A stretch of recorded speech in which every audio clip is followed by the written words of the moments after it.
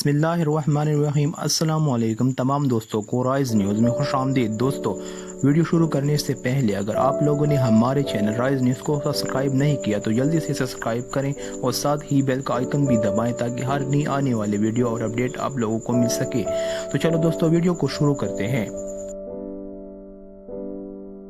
Breaking news ये है, भारत की जानिब से कश्मीर का खसूसी दर्जा ख़त्म करने पर चीन का सख्त रद्द अमल काम कर गया।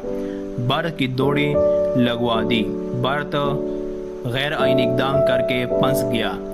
भारतीय वज़ीर ख़ारजा जयशंकर चीन पहुंच गए। तफसीलात के मुताबिक भारतीय वज़ीर ख़ारजा चीन में जम्मू और कश्मीर के मामले पर वज़ाहत पेश करेंगे।